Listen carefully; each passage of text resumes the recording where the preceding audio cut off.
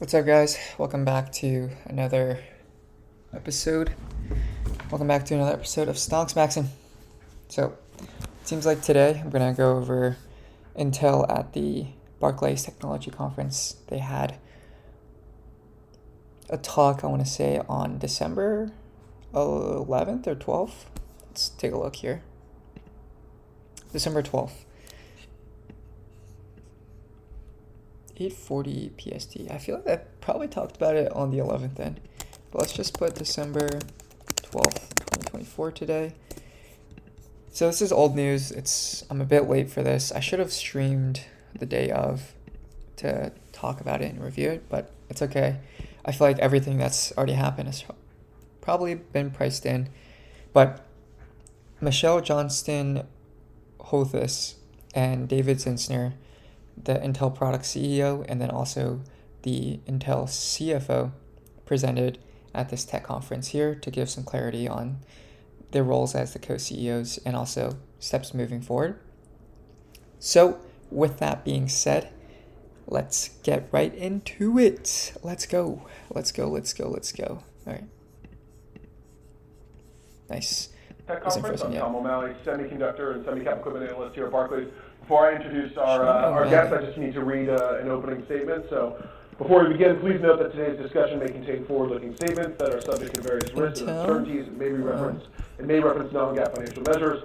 Please refer to Intel's most recent earnings release and annual report on Form 10-K and other filings with the SEC for more information on the risk factors that could cause actual results to differ materially and additional information for our non-GAAP financial measures, including reconciliations where appropriate to the corresponding GAAP financial measures. Okay, now to the good stuff. Great to be here with you both. Michelle Johnston Holthouse. Yes. Perfect. And Dave Zinsner, co-CEOs. And very happy to have you here today. Thanks for having us. Why don't we start off with the question that everyone's been asking you since Monday of last week, which is change of regime. How do you guys think things will differ with you two at the helm versus when Pat was at the helm? Want me to start? Sure. All right. Well, I think there'll be a few differences and there'll be a few things that don't change. Obviously, building world-class products and a world-class foundry, we're still highly invested in doing that, and those two things together will help differentiate us in the marketplace. So let's try to say this. All right. What is the same versus what is different between the current interim co-CEOs and first Pat? Okay, so same. It seems like MJ, Michelle Johnston Hothus.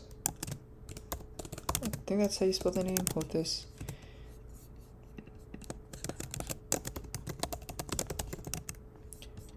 Holthouse.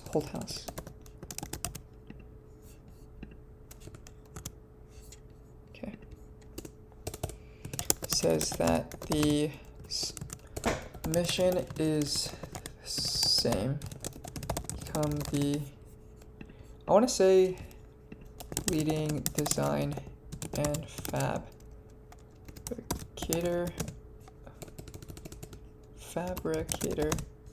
Okay, I don't know how to spell that. Of chips. Pat, clearly Dave and I enjoyed working with Pat, and he left us in a better operational place, but I think Dave and I will both tell you that as the CEO of Intel Products, we're going to invest more in products, be focused on making sure that we shore up those roadmaps, that we're more competitive in a lot of the growth markets than we have been historically. Okay, so MJ Holthouse mentioned, I feel like, so it is Holthouse.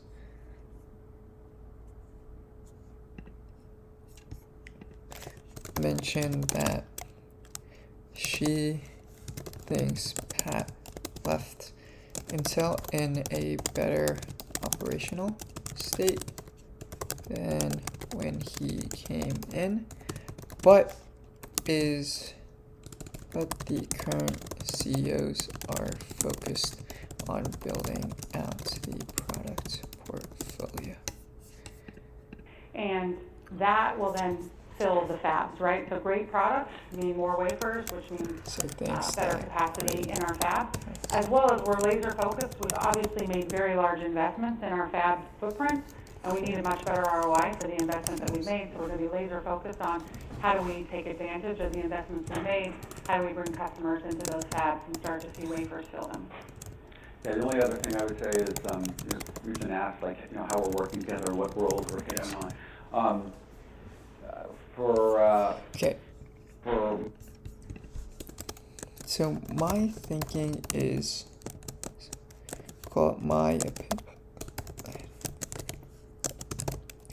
Good idea, but what if external customers see Intel putting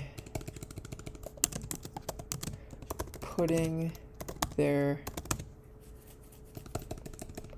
Intel's products on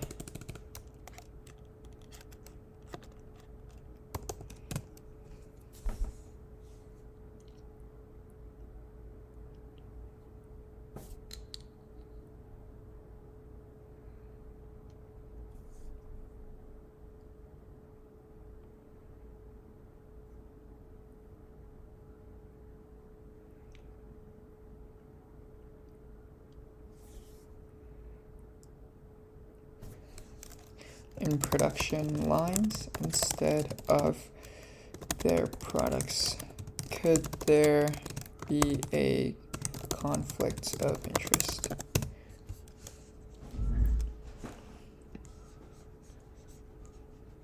Could there be a conflict of interest? I feel like that is definitely something that I could see happening if MJ is saying, hey, look, we're always going to focus on putting Intel products on the front lines of our fabrication plants. There's a good chance that they're maybe booting out some external customers from the supply that Intel fabs can produce. And so I think that's a problem. That definitely could be a problem. most of it, we're co-CEOs, so we want to be in the room together, doing it together. Obviously, Michelle is super experienced in the product side of the business, dealing with customers. So probably makes more sense for her to emphasize that. She's out there meeting customers on the product side on a regular basis. For me, I'm more in the operational, financial aspects of the business, and so I'm going to lean a little bit more heavily to that. Probably the only exception will be the customers for Foundry. Obviously, they want firewalls, they want to protect their IP, their product roadmaps, and so forth. So I will deal with that part of Foundry.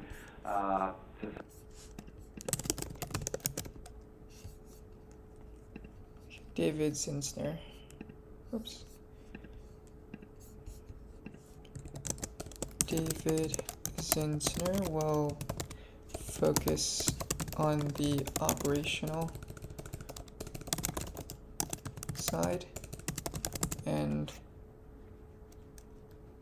deal with external Foundry customers. Separate that from the Intel products business, but outside of that, as we deal with the Foundry business, we'll do it jointly together. Super helpful. Why don't we start with Michelle? So on the recent earnings call, you talked about more outsourced silicon in 2025 than 2024. In the future, do you see that trend increasing, or can maybe speak to the next couple of years in your mind? Yeah, the answer is kind of maybe, maybe not. I mean, when we're thinking about Intel products, we're really looking at time to market, performance, area, cost, a lot of things when we're thinking about who is the right manufacturing partner for us for products that we're building. And so maybe to take a step back, like when I was running CCG, the way I made those decisions is really looking at, okay, you have a market window that you have to hit in client, right? You have your holiday and you have your SIP or your commercial buying cycle. So your products have to hit those windows. Obviously, we have a very broad set of product portfolio, and you need a variety of price points and a variety of performance price points as well. And so you look at those and you look at what Intel Foundry can offer, and you look at what TSMC can offer. And what I found was, at times, picking TSMC was the right decision because where I could land on their performance price curve made the most sense for the ASP that I could get at the time, and then other times it made... Okay, it needs to land on the performance price curve and reach the right ASP. So this could lead to outsourcing to TSMC. What Michelle said at 4 minutes into... made sense to use an Intel Foundry. Now, we are using Intel Foundry for Panther Lake, which is our 2025 product, which will land on 18A. And, you know, this is the first time that we're customer zero in a long time on an Intel process. And so, you know, just as you would expect, Apple experiences with TSMCs, you know, you make progress, you take a few steps back, and then you make progress moving forward. But we're quite happy with the decision to be on 18A. But I'll also say TSMC has been a fantastic partner. They're very easy to work with, and, you know, myself being very customer oriented, what I tell everybody at Intel every day is they're the benchmark for what's expected in the industry. And so I feel like working with the Intel Foundry, I can continue to push the bar to make us more competitive and set expectations.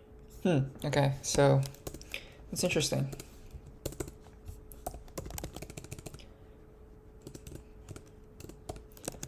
Shall also Holthouse.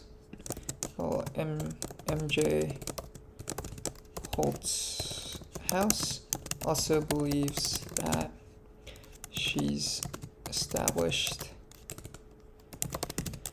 well, I guess maybe not she, but that Intel Products has established great relationships with TSMC to build on the fabrication side. For what it means to be a world-class foundry. Super helpful. And I think Pat used to talk about... Okay. She also tries to do business with the Intel Foundry, and by doing so, and is trying to push their business to succeed. You know, 18A being the kind of keystone for the company, like betting the company on 18A. I think that, you know, there'll be, you know, milestones coming up that we'll expect to hear from you guys on 18A, but I guess the question is, how tied to the potential separation of the business is 18A? Can you see an Intel Foundry Co. and Product Co.? Maybe this is a question for both of you. Is that something that is possible today? And maybe any iteration of that you'd be willing to kind of go into? Yeah, I think it's a really good question. I mean, we really do already run the businesses fairly independently. Product Co. makes their decisions, Foundry makes their decisions, but for both of those businesses, I think long-term to be very differentiated in the market, great products with a great process technology that we have first access to is a differentiator. So pragmatically, do I think it makes sense that they're completely separated and there's no ties? I don't think so, but, you know, someone will decide that. I think 18A itself obviously is kind of our first big step in getting back to process leadership and bringing our foundries back to kind of the historical strengths that we've had. And as you said, you know, there's some good and some bad that comes every time you develop a new process. But just to give some assurances, on Panther Lake, we have our ES0 samples out. Okay, so I want to break that down. I think she said basically, hey, look, there could be a potential of splitting up the Intel Foundry and Intel Design business. I think somewhere in those words, I'm going to say around the 6-minute mark, she said that's up to the next person to decide. So there's a real chance that it can actually happen. It seems like what she's saying right now is today, if you look at Intel Foundry, Intel Products, they're fairly separate entities, and I'd assume that their teams are also fairly separate. There's not a lot of mesh or cohesion involved. Maybe that's a good thing, maybe that's a bad thing. I think Pat's goal was to sort of separate the two businesses together And so you can really have a financial reporting structure for the Intel Foundry business. But I don't know if that was just to show something to the investors or if that actually helps the business operationally in terms of being able to speed up or design a efficient and better yielding process. Okay, so MJ Holdhouse.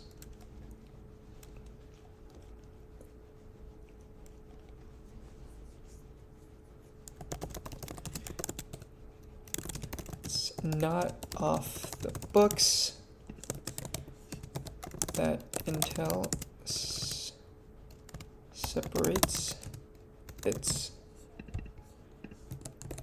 foundry and products business. So I would say likely selling off its foundry business, but we'll leave that for the next CEO. Okay. Out with customers, we have 8 customers that have powered on, which gives you just kind of an idea that the health of the silicon is good and the health of the foundry is good, but we have a lot of milestones, especially a couple over the next couple. Okay, so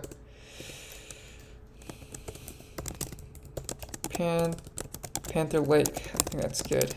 Let me rewind. A week, there's no tie? I don't think so, but someone will decide that. I think 18A itself obviously is kind of our first big step in getting back to process leadership and bringing our foundries back to kind of the historical strengths that we've had. And as you said, there's some good and some bad that comes every time we develop a new process. But just to give some assurances, on Panther Lake, we have our ES0 samples out with customers. We have 8 customers that have powered on, which gives you just kind of an idea. ES0 customer samples for Panther Lake have been powered on by 8 customers. Okay, let me check. That you'd be willing to kind of go into. Yeah, I think it's a really good question. I mean, we really do already run the businesses fairly independently. Product Co makes their decisions, Foundry makes their decisions, but for both of those businesses, I think long-term to be very differentiated in the market, great products with a great process technology that we have first access to is a differentiator. So pragmatically, do I think it makes sense that they're completely separated and there's no tie? I don't think so, but someone will decide that. I think 18A itself obviously is kind of our first big step in getting back to process leadership and bringing our foundries back to kind of the historical strengths that we've had. And as you said, there's some good and some bad that comes every time we develop a new process. But just to give some assurances, on Panther Lake, we have our ES0 samples out with customers. We have 8 customers that have powered on, which gives you just kind of an idea that the health of the silicon is good and the health of the foundry is good. But we have a lot of milestones, especially a couple over the next couple weeks to get to be ready and on time for the end of 2025. Okay, has a couple of milestones the next couple of weeks to hit in order to meet the 2025 deadline. Okay, so that was about 5 days ago. Yeah, I guess this upcoming quarter Q4 report in 2025 will be game changing. I think that's going to be, given the volatility there, is going to be interesting to watch. Okay. Yeah, the only other thing I'd add is, we already run the businesses separately, but we are going down the path of creating a subsidiary for Intel Foundry as part of the overall Intel company. We're going to have a separate operational board for Intel Foundry, which is getting... Okay.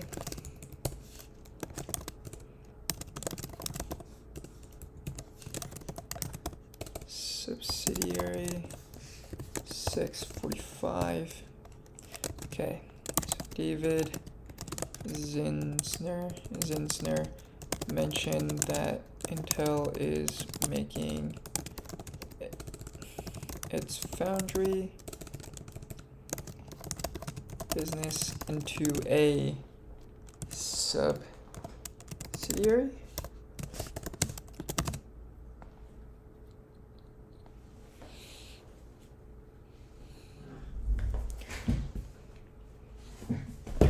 Okay, into a subsidiary. And is setting up an independent operational board. Okay. Which I feel like is similar to what Pat did. I saw he tried to do an independent board of They directors. stood up today. It will have its own ERP system and so forth. So that's already in flight. That's going to happen. We're just a matter of time at this point that we lock in the milestones associated with creating that separation. As far as does it ever like fully separate, I think that's an open question for another day. I think you guys have talked historically, customer interaction, customer announcements are the best way that at least people in these seats can track the progress there. Is there anything else that you would offer now that you've had 2 full weeks under the covers here to talk about milestones in terms of what we could look for to say, hey, 18A is on track, or to give us a little more comfort on that? Yeah, I mean we've hit milestones. We've talked about hitting milestones in the past on earnings calls. We have a couple of milestones that are coming up here in the not too distant future that we're likely to update investors on at the end of January. Okay. Early indications are, things are going well there. From a customer perspective, as we talked about in the prior earnings call, we've got a number of RFPs that we're working through, RFQs, what do they call, that we're working through over the course of the next few months. And my sense is, we'll probably provide some update at January. But I think you're going to find us, and this is kind of a characteristic of Michelle and I, we are a little bit more on a say-do basis. We're more likely to tell you things as as we've kind of accomplished big milestones that are meaningful, as opposed to early indications of success. So that's our philosophy. I think that's why the board actually chose us to run the interim role, because we are so transparent and operate in that way. And I think investors can expect us to do that as we go through earnings calls and so forth. Okay, so there's the technology roadmap, and then there's the execution in the near term that helps the profitability as well. And we spent some time last night, Dave, talking about profitability actions in the near term. Do you want to talk about Altera and your Mobileye stake? Those are 2 actionable items that you guys have talked about in the past. Yeah. Can you maybe spend a little time on the health of those businesses first, and then maybe potential plans for those 2 assets? Yeah, both of those businesses are in kind of a recovery, so that's good, obviously. Okay, so working through our in January. Time to buy some call options, maybe. So Altera and Mobileye. Mobileye, we do want to hold a reasonable stake in the company, although we recognize that investors need liquidity as well, and we need we could use cash. So you will see us probably sell some of our position over time, but we're not. We're not under the gun to do that. We're going to do that in an appropriate way to drive the right valuation, the right cash inflow, do the right thing for Mobileye shareholders and so forth. Okay, so David says that Intel will potentially sell shares of Mobileye, but that won't be a very big issue. Seems like he is saying that he won't need to Intel won't need to sell a lot of shares to keep the company afloat. Okay, so it's around 9:45.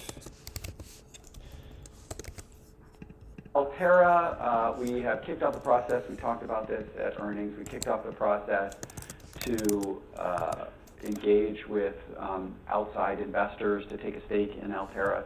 Our thinking is we'll get another partner in, similar to what we did with the IMS business, get a partner, a financial partner in with us. We think that there's a lot of opportunity to drive significant value creation in Altera from where we think it is today. So get a stake in, clean up the business more, put it in a good position, and ultimately take it public. Oh wow, okay, so engaged with outside investors in Q3/Q2 of 2024. So it's still trying to do so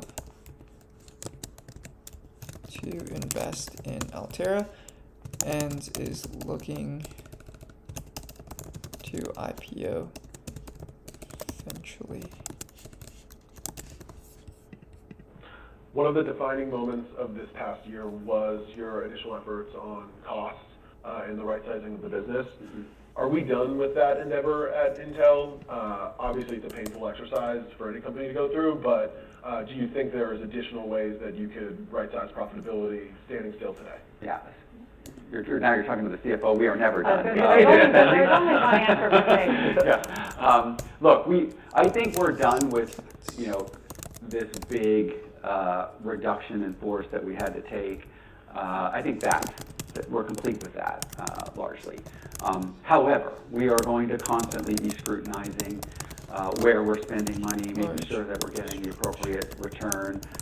We have a number of different initiatives. I would say, part of the way Intel has been run, it has driven a lot of complexity, and I think there are ways we can simplify what we're doing, what we're focused on.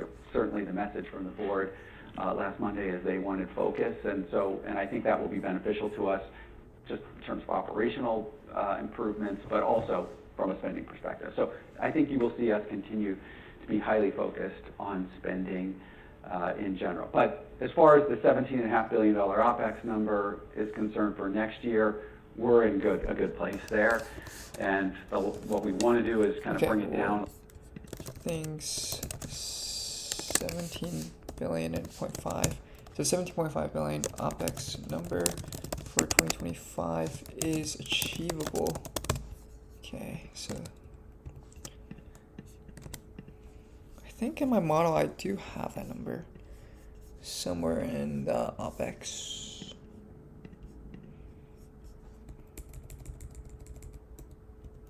Okay, so 17.5, that's what they guided. Okay.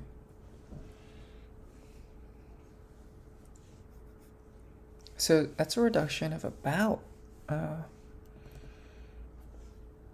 it's a big reduction actually. I'd imagine probably in R&D, could be wrong, yeah. A little bit more the following year, and I think, still early in that process, but I'm confident that we'll get there. We have done a lot of work on capital spending to bring that number more in line. We're now at this point focused on a number on a gross basis that's 20 to 23. Obviously, we expect offsets, so the net number is a lot lower. And I think there are more opportunities to. Okay, so 20 to 23 billion. Okay, still billion in gross capex spending. So for 2025, it's around the 12-20 mark. Scrutinize spending over capital spending over time, greater reuse of previously purchased equipment. I think there are opportunities not to get the gold-plated tool and save money in that regard. So we're going to be hyper-focused in terms of spending on capital. And then lastly, yeah, that kind of. I like the sound of that from a finance perspective, but from a technological development perspective, David's saying that he doesn't want to buy the gold-plated machines or the gold-plated equipment. But what if the gold-plated equipment actually does improve your process technology, and there's actually a strong return on investment for that, but you don't know exactly? So I guess that could be a big thing, because I know there was a problem with the 10 nanometer process at Intel. It took maybe 3-4 years to develop instead of the 1 to 2 years that it was originally on track for. probably due to the fact that they didn't use EUV extreme ultraviolet technology from ASML, while TSMC was able to use that for their 14, and I would say 10 to 7, 5, 4, 3, 2 nanometer processes. Okay. Equipment does not want to buy old gold-plated equipment.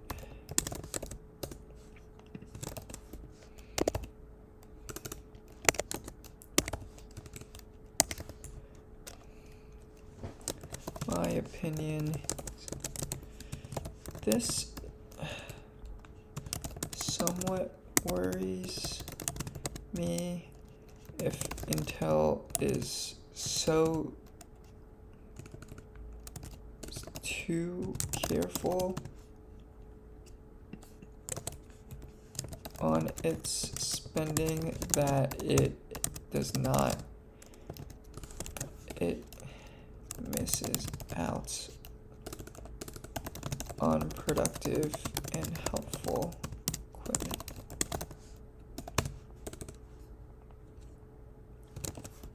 Like EUV with 10N. We want to take $1 billion out of, Intel calls it OCOS, which is an acronym for other cost of sales, which is essentially period cost in the cost of sales line. Other costs of sales, so these are period costs. I don't know what that is. There's a big number there. I mean, it's billions of dollars of spend. 1250 in others' cost of sales, and I think we will certainly be able to take this $1 billion out. We have good line of sight, but I think there's more opportunity there.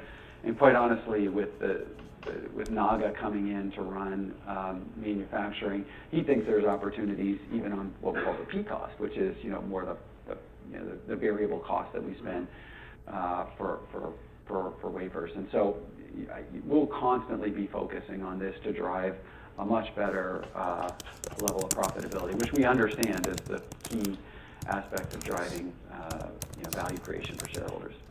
The only thing I might add for products is we're going to be laser focused on where do we sit versus other competitors from a best known methodology in designing products. But one of the things I know that we can do to drive better efficiency is using IPs from the cloud all the way to the edge. Today, those are 3 independent teams. They all design their products independently. And I think we have a large opportunity to really think about the way we can use the IP portfolio across the entirety of our product portfolio. And by the way, that's something customers would like to see as well. So it's a large opportunity. Okay, so combining the product portfolio, right? Okay, so do heading until products. So MJ Holtzhaus says that Intel design product teams mainly operate independently of each other and don't share as much IP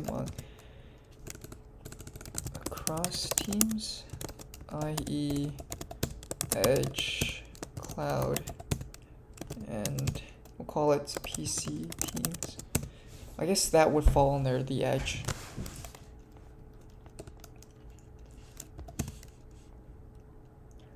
MJ Holtzhaus wants to change that and leverage IP across teams. That's what customers want. Okay, so 14 minutes. Opportunity, I think, for us. I want to go back there, but just one more Yeah. on Dave's comment. So the offsets are obviously a big deal as well. Yeah. You're having a regime change. There's been, I think, Vocal is tweeting, so I guess of tweets, and conversation about potentially eliminating some of that funding. How would you view spend if you were to see a change in that type of support? Yeah, well, first I would say we signed the CHIPS agreement. It's an agreement. We actually, because it took a while, we have hit a lot of the milestones associated with that agreement already. And so we're actually now in the process of, there's obviously a lot of documentation that goes. Okay, so, okay, wow. David says that a lot of the milestones from the CHIPS Act, I'd say a few of the milestones have actually been completed since the initial negotiations in 2022, right? I'd say CHIPS, Intel CHIPS funding 2022.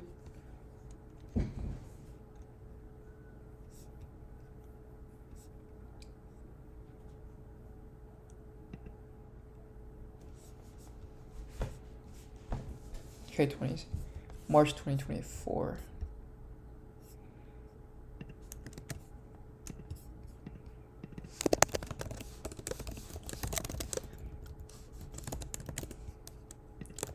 March 2024, and towards the submissions to get payments. We're already in that process, so I think we're going to see meaningful inflow in the not too distant future, even before. And is already submitting paperwork to get cash from the approved 7.86 billion agreement. He expects the cash flow to start flowing in soon. The transition in government. But it is a key component of our calculus in terms of spending. So obviously, if we think that there's an adjustment happening, we will adjust spending accordingly. I would point out one other thing.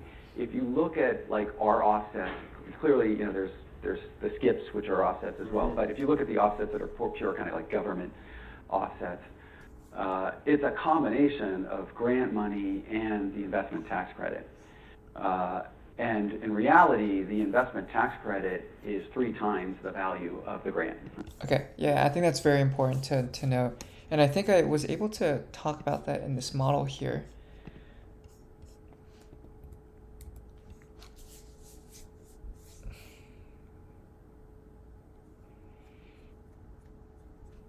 Here I say 11 billion cash grant, but I think funnel is 10.8, but the real CHIPS Act grant itself is 7.8. So that 3.5, or that 3 billion, that extra 3 billion,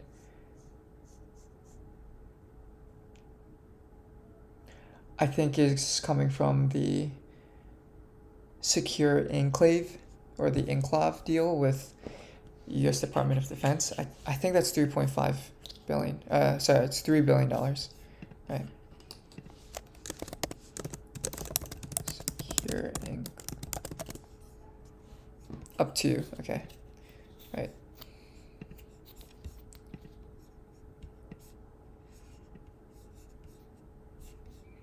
How's the stream going? Okay, locked in. Hey, oh shit.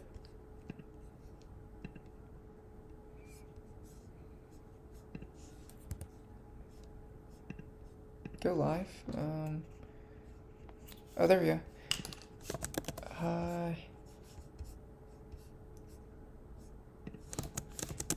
Andre.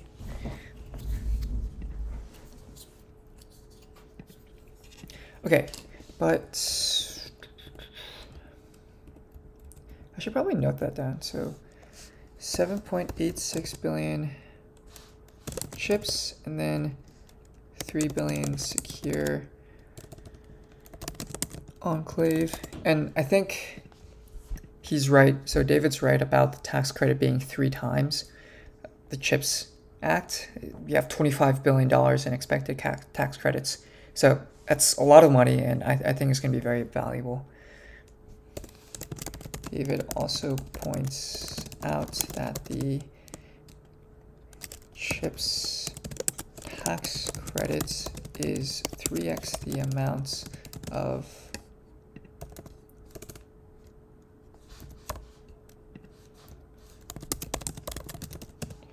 to bring in the direct funding money. So my opinion, it could be that Trump repeals the tax credit law, and that could really screw up Intel. There is an interview on CNBC with Chris Miller, professor of history at Tufts, plus author of Chip War, where he thinks Trump will not get rid of the CHIPS Act. In fact, it was his administration that started it in the first place. Bipartisan support. Okay. And it tends to get ignored, but it is the more significant part of our offsets over time. Early on, the grants are more, but over time, it will be the investment tax credit that really drives a lot of that.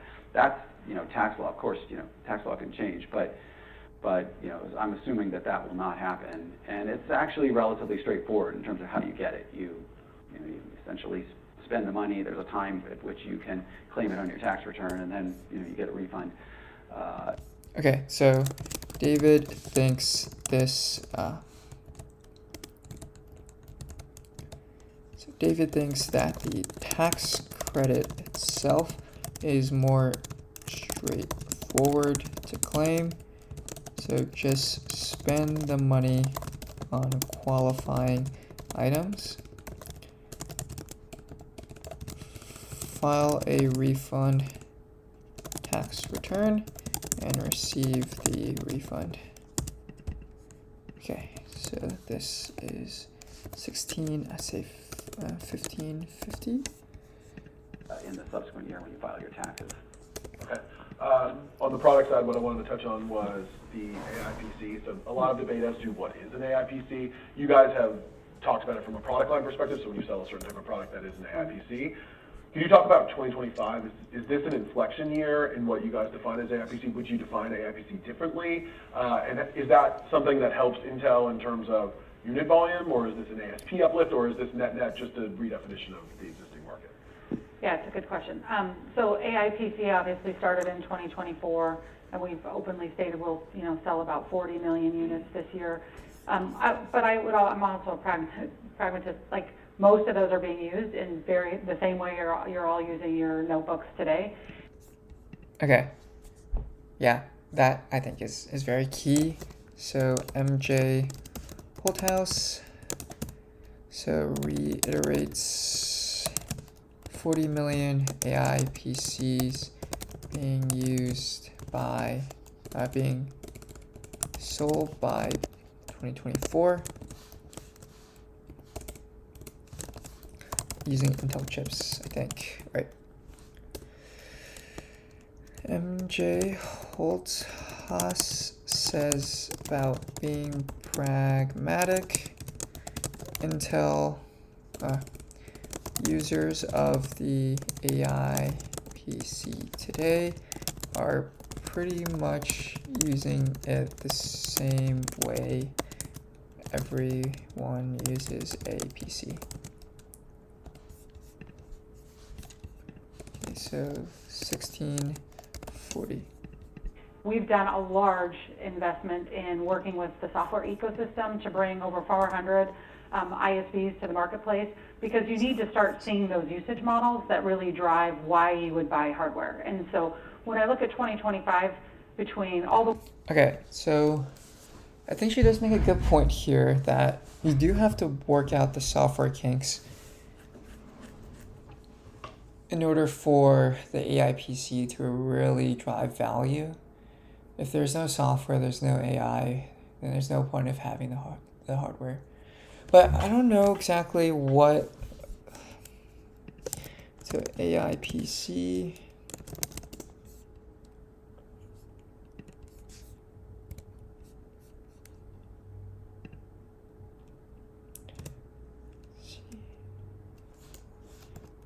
AI models.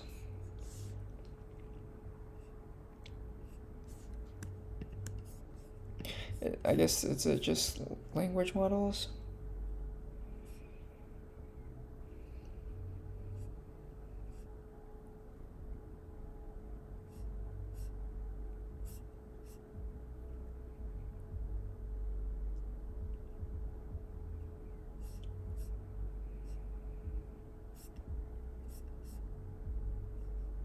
OpenVINO.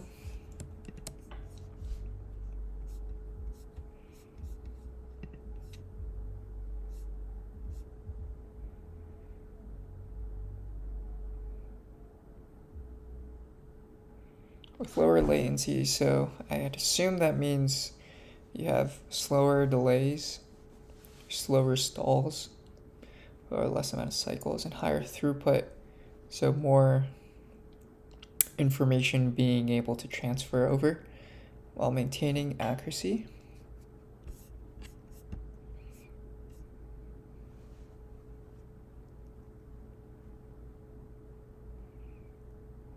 Okay, so maybe OpenVINO is optimized models trained using, sounds like one of those CUDA compute unified design architecture, I'd say.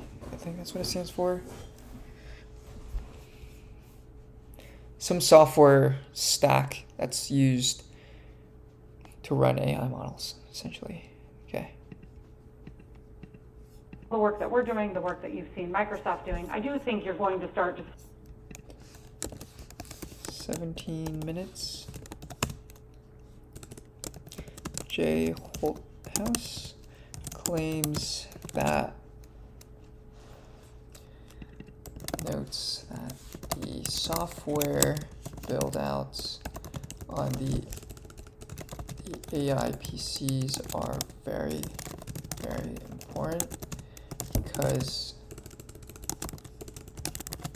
it's how the AI models are interfaced / run on software. see more demand for, I need an AI PC. There's a lot of versions of what an AI PC is. At the end of the day, I think the one thing the entire industry aligns on is you need a neural processing unit to do the low latency work in the background that allows you to have battery life, but to be doing those AI workloads all. MJ says there are lots of definitions, but the term really, but a universal agreement is that is a PC that has a neural processing unit. So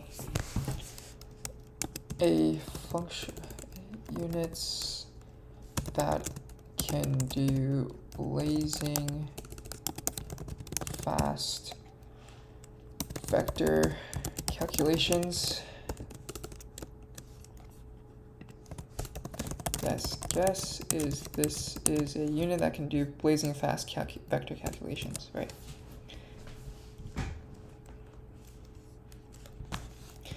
That will take the load off from the CPU so that other applications can run in the background. all day long. So we're all aligned, allows you to have battery life, but to be doing those AI workloads all day long. So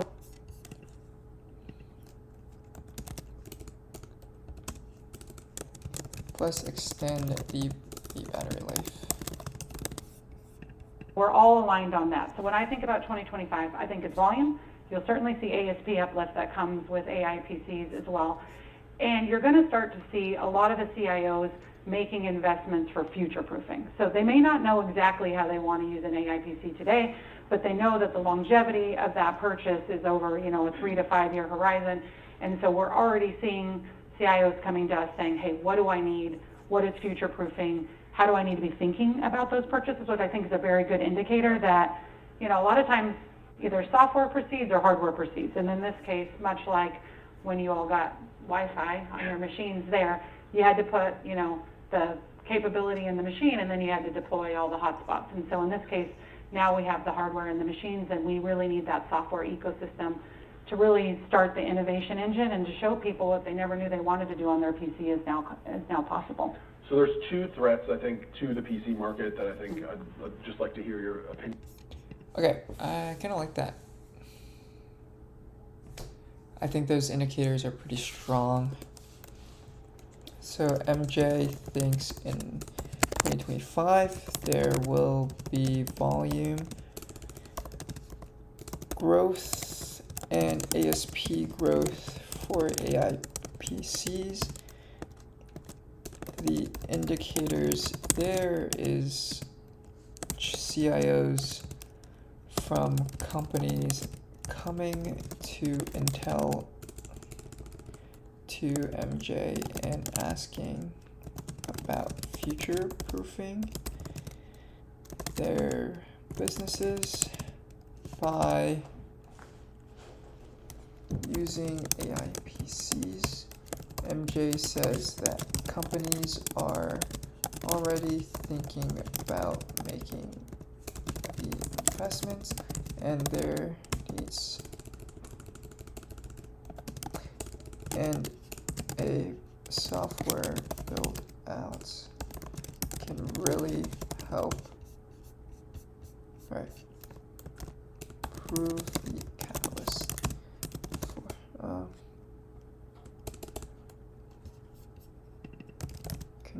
convince companies to purchase the AI PC.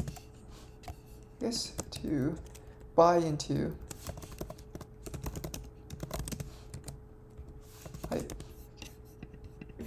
Obviously there's the ARM ecosystem. So you had Qualcomm talking about by 2030, 50% of the market moving to ARM PC, which is aggressive number.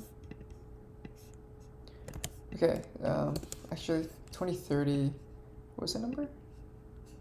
That's, I think, to the PC market that I think I'd just like to hear your opinion on is obviously there's the ARM ecosystem. Two hard questions. One. So you had Qualcomm talking about by 2030, 50% of the market moving to ARM PC, which. Okay, so Qualcomm thinks by 2030, 50% of the PC market will be using ARM chips. Aggressive number, I think, by many people's standards, but anyway, still something to notice. And then two, obviously you've been on the road for the last 2 weeks probably talking to customers, and your competitive dynamic with AMD where, if you hear about a leadership change, the instant reaction from some customers, what's the roadmap? Where are we going here? Yeah. So if you talk about those two threats and how that may impact the next couple of years. Absolutely. So when we think about ARM, obviously I'm not too sure exactly what the second one asked. AMD versus Intel product roadmap. Okay. Apple machines are all based on ARM, and they've been 8 to 9%, pretty relatively stable from a growth perspective, and Qualcomm makes up about less than 1% of the PC market today. And if you look at the investment in ARM, you look at the work that Microsoft's done, there has been a very large push to make ARM ubiquitous in the PC, and there's some real challenges to ARM being ubiquitous in the PC. You will never hear me say that it will not happen, because competition makes us better, and as long as you're constantly worried about who's knocking on your door, you're going to constantly be innovating and making sure that you don't have blind spots. But we do see that there's still a lot of incompatibilities. I mean, if you look at the return rate for ARM PCs, you go talk to any retailer, their number one concern is, wow, I get a large percentage of these back, because you go to set them up and the things that we just expect don't work, right? And Apple did a lot of that heavy lift for ARM to make that ubiquitous with their iOS and their whole walled garden stack. So I'm not going to say ARM will get more. Okay, so I think this is where things kind of go off the rail. And I remember seeing some articles about this where MJ Holthouse says, okay, ARM chips, Qualcomm chips, they're actually facing a lot of return rates higher than what is industry normal or industry standard. And I think someone from Qualcomm a few days, maybe a day later, said, hey, look, that's actually not true. You're lying. Return rates are perfectly normal, and a lot of retailers and customers are happy about our products. Interesting. Yeah. Qualcomm stock.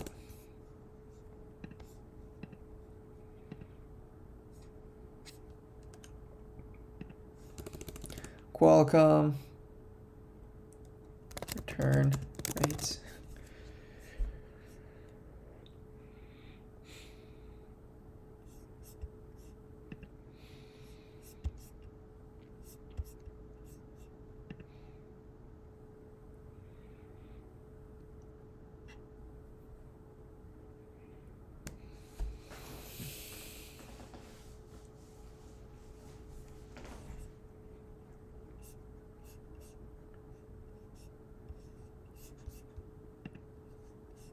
Show more comments.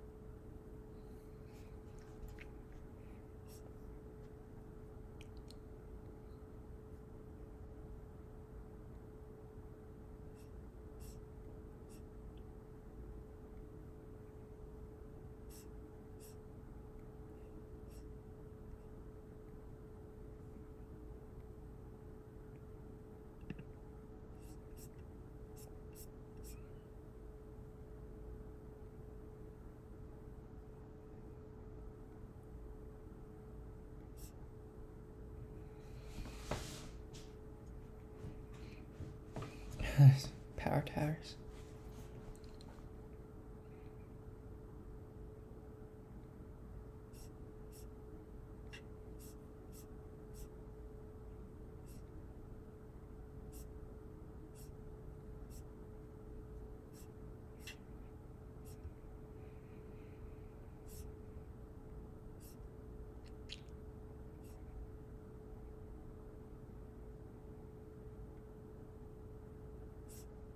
Freezer. Really? Okay. Let's go on Amazon. Snapdragon X Elite laptop.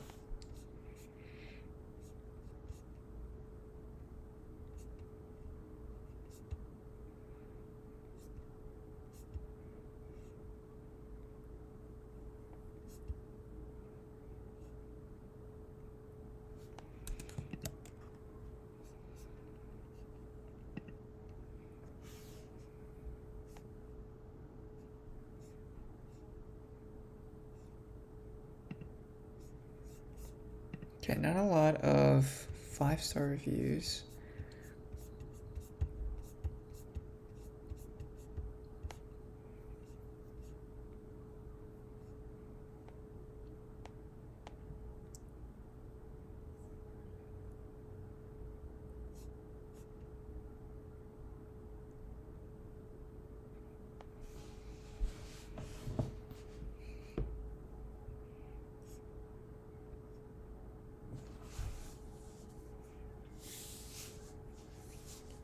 a MacBook Air.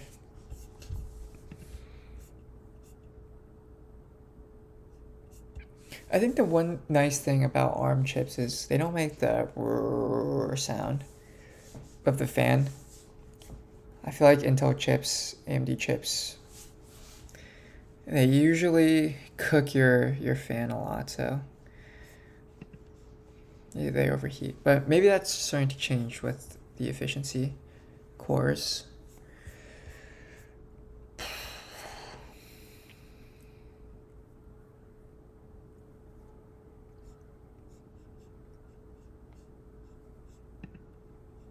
Okay, nice.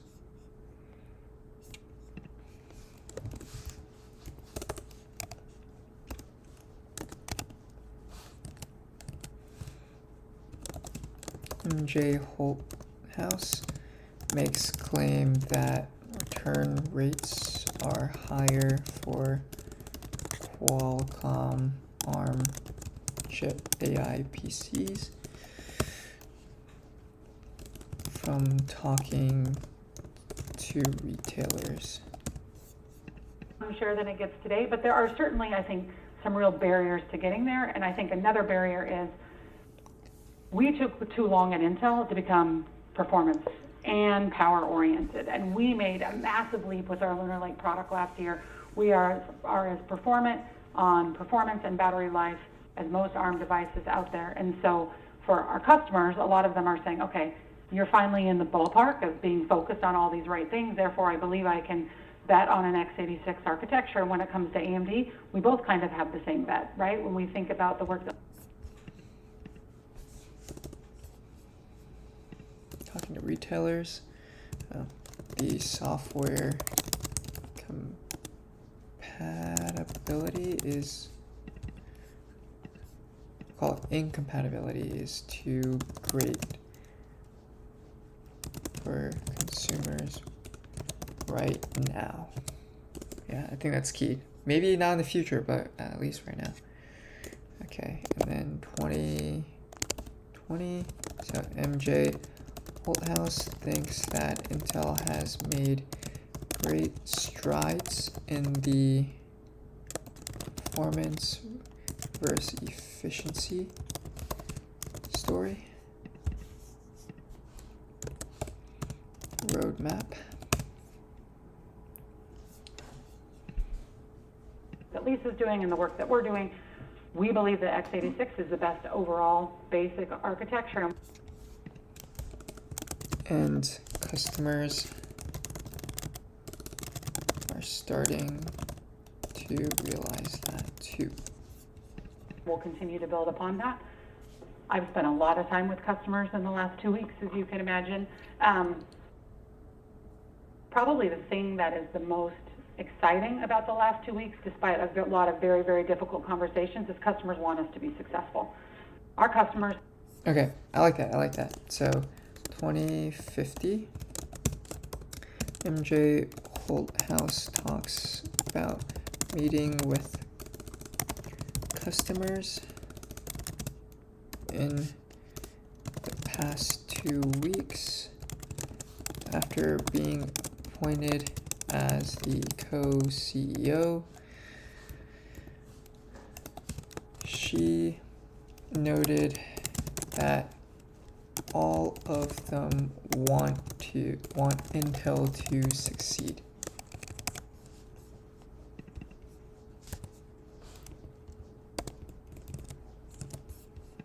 Have decades of relationships with Intel, and those don't go away overnight. These customers have decades of relationship with Intel, and those don't go away overnight. I mean, but they do deteriorate over the course of a few decades, or maybe a few years, which could be the case if your product is going to ship. I've seen customers lean in. I've seen customers change their roadmap. I've seen customers say, Michelle, I need you to look me in the eye and tell me that your say-do ratio is going to continue as it has for the last 3 years, and that you're going to tell me if something changes. And so there's a lot of trust built up there. We have a lot more trust to continue to build. And I'm not saying it's not gonna be bumpy, and I'm not saying that others won't take advantage of certainly the few potholes that we've had in the last couple of weeks. But I feel good about where we are, particularly on the client side, but, you know, my say-do ratio for my customers, I want it to be perfect. Like, I ran sales for a long time, nobody likes to send a Dear Customer letter, ever. The worst thing you can do to your customers, because they bet on you, they bet their business on you. We have a lot of work to do on the data center side, which I'm sure you'll ask me about, but we have a lot of work to do there. But on the client side, our say-do ratio for the last 4 years has been very good. We've met our schedules, we've met our performance, so you can expect that to continue, but everybody is really excited about the PC market, as you said, so we have more competitors than we've ever had. You will see more competitors enter the marketplace in 2025, and we're going to have to be on our toes and making sure that we're winning. Okay. It's very interesting. I like where she's going. She's being real. She's being transparent. I'm going to go pee, and then I'll be back. And I got to go brush my teeth.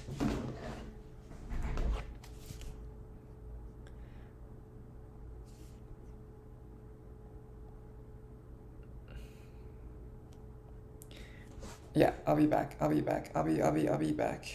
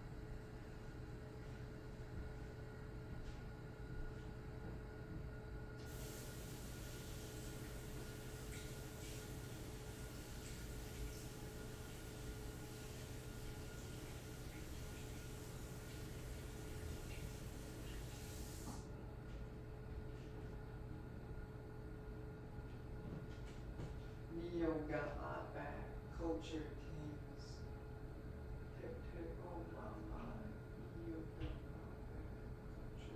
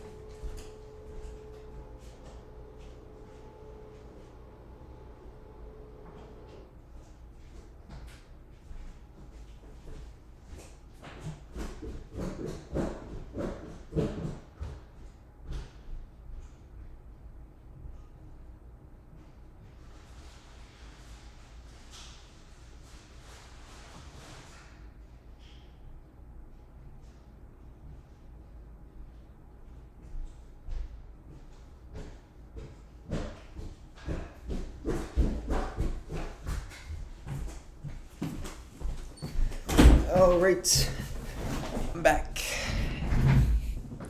Maybe one thing I just want to add, I'll brag for Michelle since she probably. Okay, let me. Very good. We met our schedules, we met our performance, so you can expect that to continue, but everybody is really excited about the PC market, as you said, so we have more competitors than we've ever had. You will see more competitors enter. Okay, 2040 J Holthouse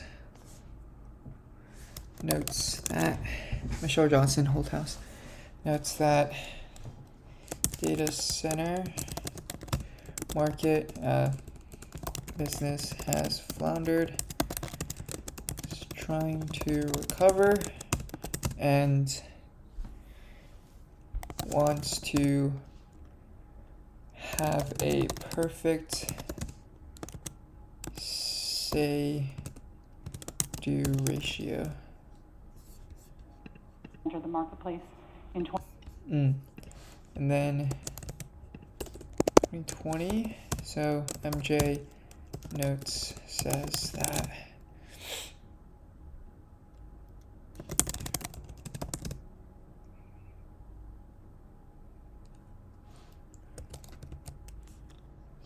there will be a business, not business, but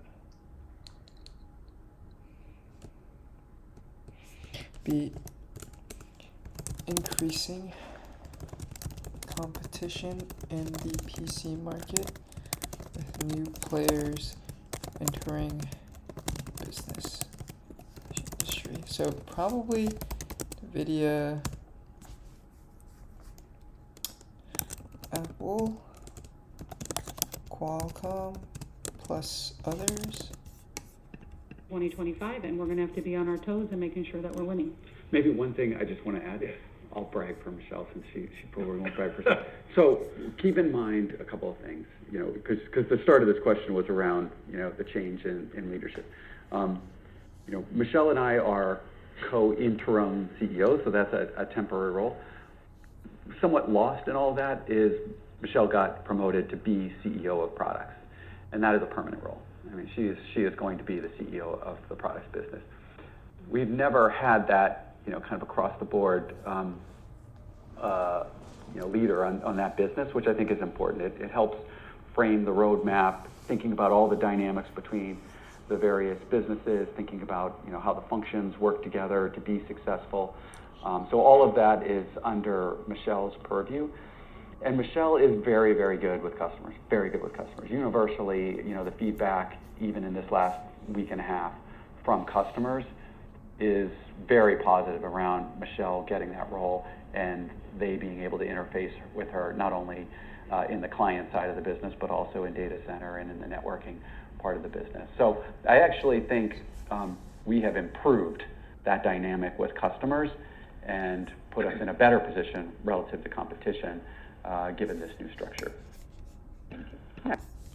Okay, that's interesting. So David Zinsner says that the response from customers on MJ's promotion to permanent product CEO was very strong and exciting.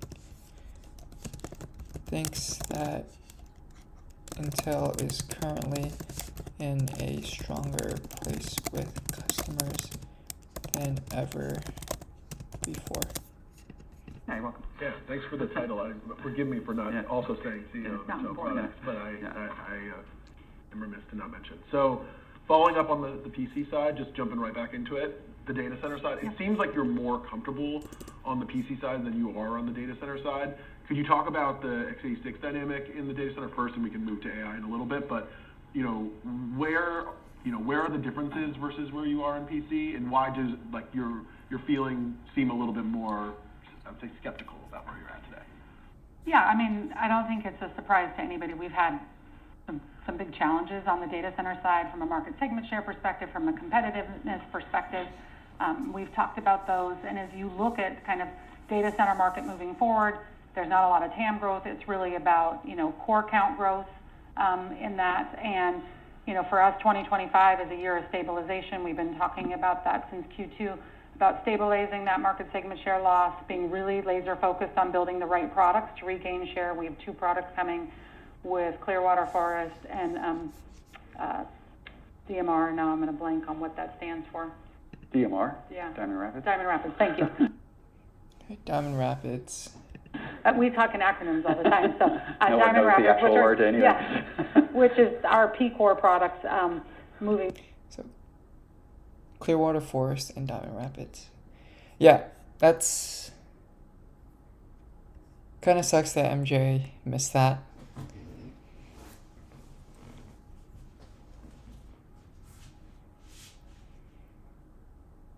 Diamond Rapids. Okay. So, but no, it's perfect. It's okay. Stumbles on Diamond Rapids. Forgot what the product name was for the data center chips. Yeah, I think the speaker was right. It seems like MJ Holthouse doesn't have the necessary expertise in the data center market. I feel like what she said about the total addressable market being the same, I find that hard to believe. I think that is steadily increasing. And the fact that you're just increasing your core counts to sell a better product, I also feel like that's not as easy as it really seems. And so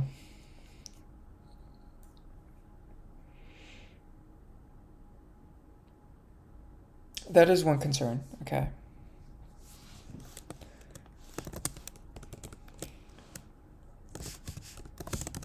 Concern. MJ does lack experience the data center business where performance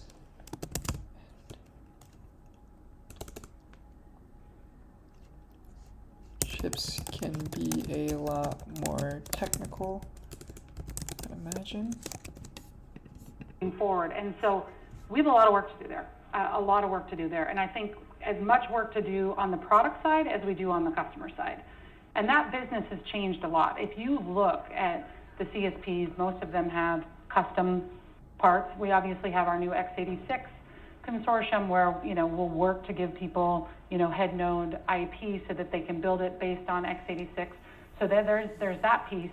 But obviously AI has also come in, and the shift from CPU to GPU has been probably the largest shift we've seen in decades in regards to the shift in the way that compute is used. And so I think that has really caused, at least me in this job, to kind of stop, reflect, and listen, trying to understand why did we think we were going to be successful, how do we learn from that, and then how do we put those learnings into what we do moving forward. I feel good about where we are from a Xeon roadmap perspective. But we have a lot of work to do on the AI side. I'm sure you'll ask me a question. Everybody wants to know about AI, obviously. Okay. Hey, she did talk about the CPU GPU thing. Maybe I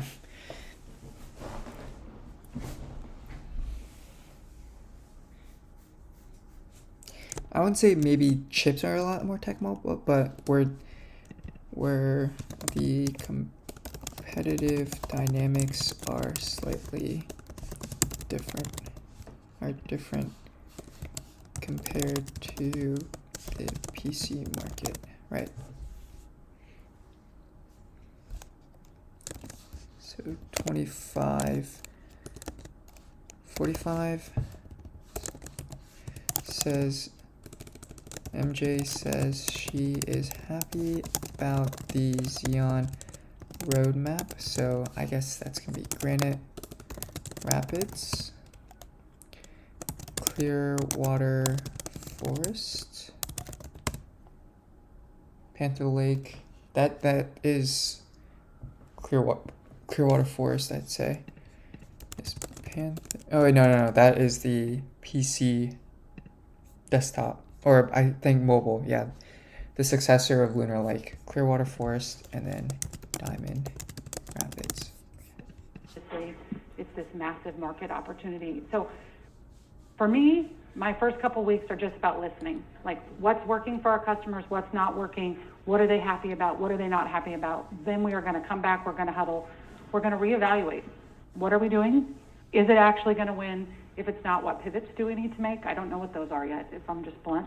And most importantly, who's with us on this journey? We need to find a few key partners that want to win with Intel. There are a lot of evaluate.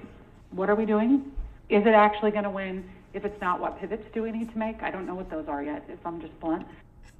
Okay, so 612 MJ Holthouse says she and the Intel team need to listen and understand what customers need and learn from them, then make the right changes. She bluntly states that she doesn't know what the next steps are. And most importantly, who's with us on this journey? We need to find a few key partners that want to win with Intel. There are a lot of advantages to the architecture that we have, and we see that. But up until now, AMD's been doing a better job of servicing those customers. So those were my customers before when I ran sales. And so, I'm going to be laser focused and find a few key partners that want to win with Intel. There are a lot of advantages to the architecture that we have, and we see that. But up until now, AMD's been doing a better job of servicing those customers. So those were my customers before when I ran sales. And so, I'm going to be laser focused. And how do I switch them back? But it requires not just relationships, it requires great engineering and great products. And so part of the shift in our strategy is, you want my opinion, we weren't making enough investments in products. We just weren't. And we weren't moving fast enough, and people were leapfrogging us, and they were being more innovative, and they were more willing to disrupt themselves. And so what you'll see from me is I'm willing to disrupt myself. I'm willing to have a year that isn't so great if the next year is even better, because at the end of the day, if we build world-class products that allow our customers to win, we'll win. And that's, I think, where we really fell short. With this products first mindset, and forgive me, it's the question everyone asks as well, you've been more open about outsourcing in your PC business. Like, if you get to a point where you feel like for your products to be competitive, you need to move in that direction as well, is that something that the two of you would feel comfortable moving forward with, or would you wait to have someone move in? I know that's a tough question, but how would you think about that? Oh, I would feel very comfortable with it. Okay. Because at the end of the day, bluntly, I can be attached to my Intel Foundry, but if I have a losing product, that doesn't really help. I need to build world-class products that my customers are excited about and they want to buy. And if that means landing something on our data center roadmap on TSMC, I'll do it. Do I think long-term it will come back to Intel? I do, because I do think we have a good roadmap, and I do think we're making positive progress. But in the short term, if that needs to be done, I'll make that decision. I think that's a very refreshing attitude.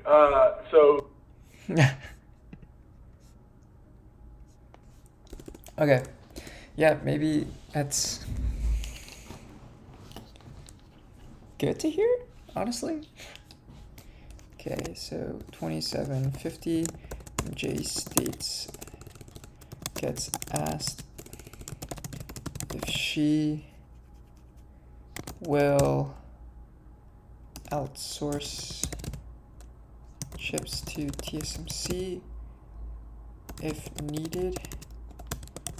MJ bluntly says she will do whatever needs to be done if to make great products that customers want to buy.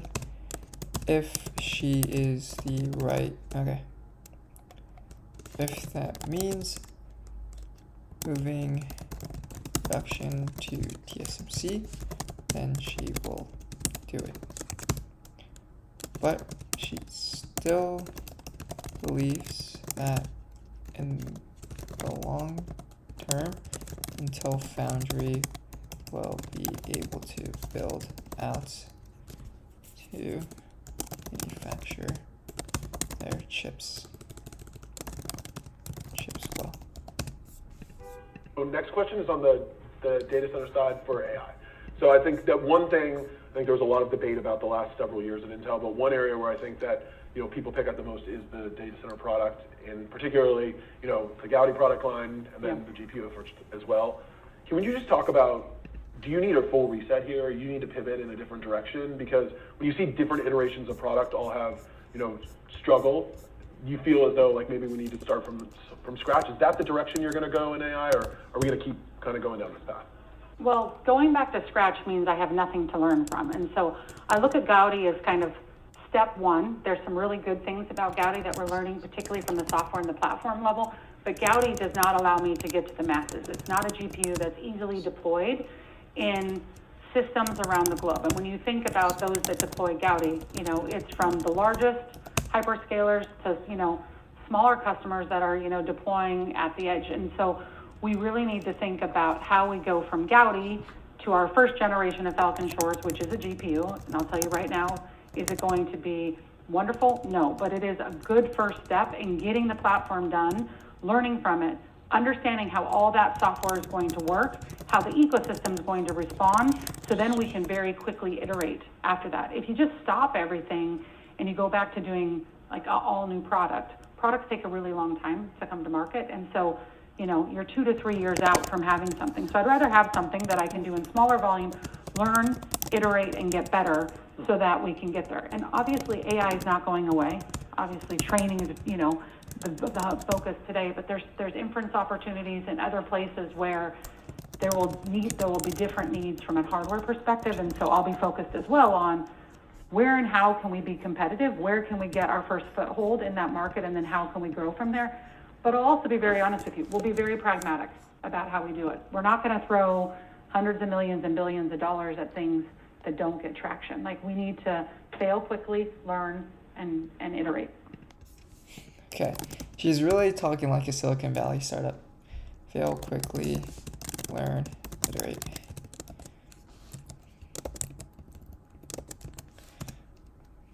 I have to admit, MJ is a really great salesperson.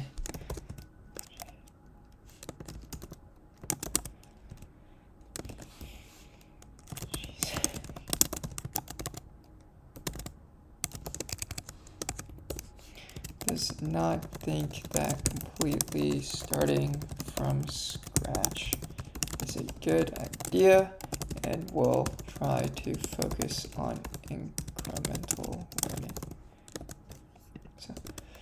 So my opinion, how do you fail quickly in a market that takes years to develop a product? No? Right? I feel like it's a valid question, right? Like, how do you fail quickly if it takes you years to actually get your product to market? You talked about holding hands with several partners on this journey to start on the product side.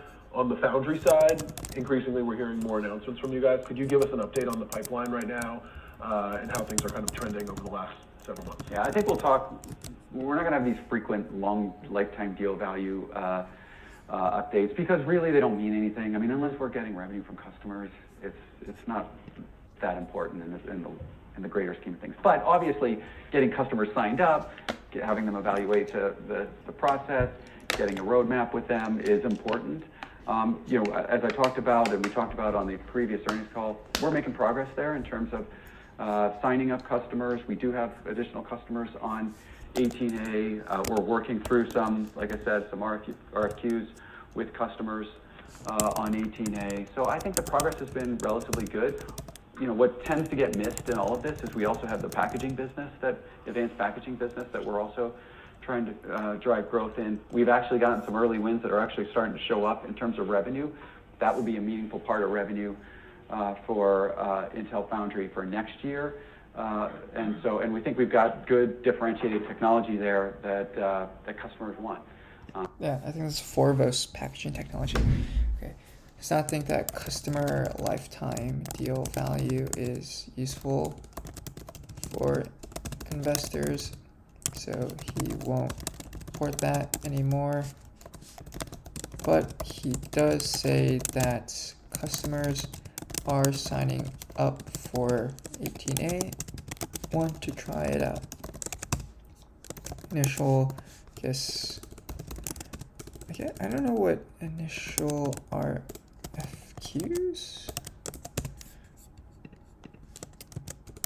Semiconductor RFQ. Request for quotation. Is used to find the best price for semiconductor components. Customers.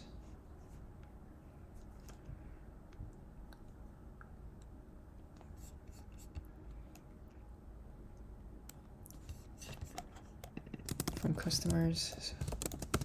Request for quotation. I guess it's like, how much am I gonna pay?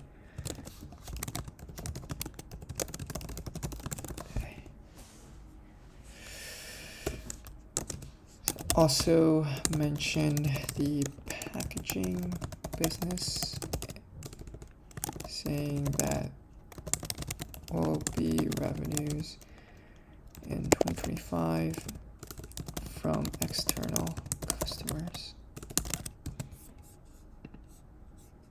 So now it's about building that customer base, and then eventually what I'd like to see is a lot of the customers we win on advanced packaging transition them to have 18A volume with us as well. So it's going to be a long road. I'm not suggesting that we got panacea here. We've got to execute. Obviously, the profitability of that business is not where we want it to be. I think we will see some meaningful improvement next year, both in terms of gross margins and operating margins on Intel Foundry. And as we kind of start to see these customers roll in subsequent years, I think we'll start to see the business get to where our real goal, which was to get to break even, midway through now and at the end of the decade. Well, with that, there's time, but I know that everyone in this room is wishing you the best. Thank you both very much for being here. Thanks for having us. Appreciate it. Thanks everybody for coming. Let's go. Okay, so I think that is a good stopping point. It's 11:50. I do have to go to sleep soon. I have work tomorrow morning. Gonna have to wake up pretty early. But I think this was actually a good conference, short 30-minute talk with Intel's co-CEOs, David Zinsner and Michelle Johnston Holthouse. I think I pronounced that right this time. But I want to say that these guys, they don't have a deep technical background. I think that's one of the big concerns I saw online about the two co-CEOs. If you look past at Intel's leadership, before Pat, you had Paul Otenley, Brian Kurzanek, and someone before that, I want to say. But I think there was two non-technical, non-engineering CEOs that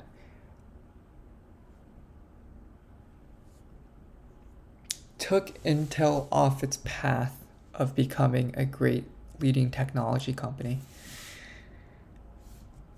From my point of view, it seems like that David is laser focused on actually bringing this foundry business to profitability, and on the technology side to actually make it competitive with TSMC. So that's exciting. And I want to say MJ, she has a really good salesperson attitude, and I'd say she's working great with customers. So that's exciting, I think, from a product CEO's perspective. She understands what customers want, and maybe if she isn't the most technical person in that seat, I'm sure she's surrounded by very smart experts that are probably sitting in some of the meetings with her, taking notes and understanding what's going on. I'm not that technical myself, so hopefully that's the case. And I think it is doable. I feel like she has the right attitude in order to develop the data center AI products, potentially grow that business. It seems like Falcon Shorts isn't going to be a game changer, but it's definitely going to be a good learning experience for them. As a shareholder, I guess, do I want Intel to be in the learning phase, or do I want them to be in the execution product phase? Whatever that could mean, I don't know, but excited to see where things are going. I think this sort of renewed my confidence in the leadership. It seems like they're two very smart people, and I hope this means good news for the time to come. They're just co-interim CEOs, so I'm not expecting them to stay for more than 2-3 months, but I think in their roles as a CFO and the product CEO, that is very exciting. And I think that David mentioned at the very end here, advanced packaging, RFQs for 18A customers, those are all very good signs, and definitely going to be tuning in January. Whenever they have their quarterly conference call, I'm definitely going to be on that. So thanks for listening. I'm going to probably review this when I have some time again. And oh right, the Panther Lake was very exciting. So I think engineering sample 0 for Panther Lake, which is the next generation of Lunar Lake, which I believe is the 14th generation mobile processor for PCs. So for laptops, Panther Lake is going to be the next one. And I don't think Panther Lake actually has on-chip memory. I want to say that one hopefully should have a better gross margin mix or gross margin cost structure. Okay, so with that being said, right, does Panther Lake have built on 18A on chip memory? I don't think so, right? Will not have built in RAM. Okay, so thanks for tuning in. It's a good stream, and I'll catch you guys in the next one. Peace.